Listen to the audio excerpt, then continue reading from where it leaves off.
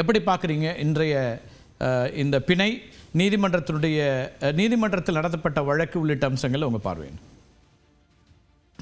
குறிப்பாக சமீப 3 அல்லது 4 மாத கால உச்சநீதிமன்றத்தினுடைய பார்வை இது போன்று அமலாக்கத்துறையால் தொடுக்கப்பட்ட வழக்குகளில் அவர்கள் எத்தகைய பார்வையை பார்க்கிறாங்கிறத கடந்த நாடாளுமன்ற தேர்தலுக்கு முன்பு பின்கொண்டு பார்க்க வேண்டிய கட்டாயம் ஒரு பத்திரிகையாளராக எனக்கு எழுந்திருக்கிறது.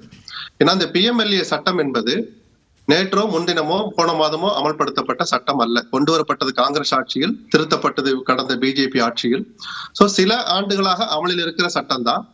ஓராண்டுக்கும் மேலாக 1க்கும் மேற்பட்ட நாடறிந்த அரசியல் பிளவங்கள் சிறையில் இருக்கிறாங்க. அமலாக்கத்துறையினுடைய வாதங்கள் ஒவ்வொரு முறையும் உச்சநீதிமன்றத்தின் காதுகளுக்கு செல்கிறது, உயர்நீதிமன்றத்தின் காதுகளுக்கு செல்கிறது. ஒரு குற்றச்செயலை ஒருவர் செய்தார் என்று காவல்துறை ஒரு குற்றத்தை பதிவு செய்தால் அவர் அந்த தனிநபர் குற்றத்தை செய்ததை உறுதிப்படுத்த வேண்டியது, நிரூபிக்க வேண்டியது காவல்துறையின் கடமை. இந்திய தண்டனை சட்டம் அதைத்தான் சொல்லுது. ஆனால் ஒரு அளப்பரிய அதிகாரம் அது. எப்படி அதிகாரம்னா, குற்றம் சுமத்தப்பட்டவரே தான் குற்றம் செய்யவில்லை நிரூபிக்கணும்னு அமலாக்கத்துறைக்கு ஒரு அளப்பரிய அதிகாரத்தை இந்த சட்ட திருத்தங்கள் கொடுத்திருக்கு. கடந்த நாடாளுமன்ற தேர்தல் சொன்ன ஒரு பத்திரிகையாளராக அந்த பார்வையை என்னால் தவிர்க்க முடியவில்லை. இதே சட்டங்கள் தான், இதே பார்வை தான், இதே சிறை தான். ஆனாலும் அப்போது இருந்த பார்வை வேற.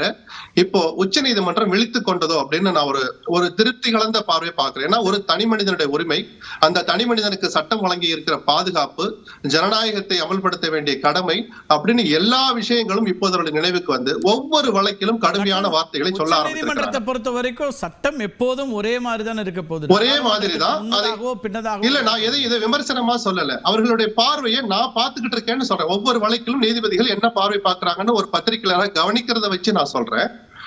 ஒரு குதிரையின் பின்னால் லாயத்தை நீங்க அந்த பெட்டியை இழுக்கிற பெட்டியை குதிரைக்கு பின்னால் தான் நீங்க கட்டணும், முன்னால் கட்டக்கூடாதுன்னு ஒரு நீதிபதி சொன்னார்.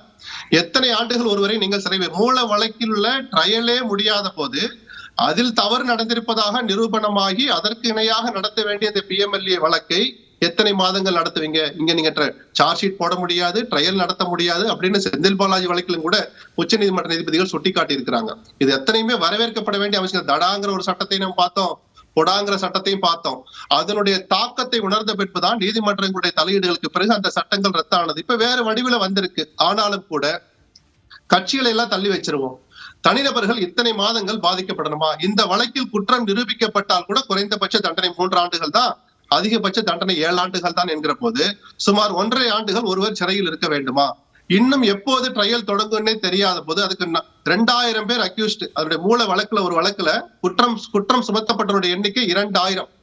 ஒவ்வொருவரும் வக்கீல வைப்பான். ஒருத்தருக்கு ஒரு ட்ரையல் நடக்கும். சட்ட நடைமுறையில் தெரிஞ்சவங்களுக்கு தெரியும். அப்ப 4 அல்லது 5 ஆண்டுகள் கூட ஆகலாம் என்கிற போது இதற்கு மேலும் அவர் சிறையில் இருப்பது நல்லதில்லைங்கிற ஒரு சட்ட பார்வையை சரியாக பார்த்து இந்த தீர்ப்பு வந்திருக்கிறதா நான் பாக்குறேன்.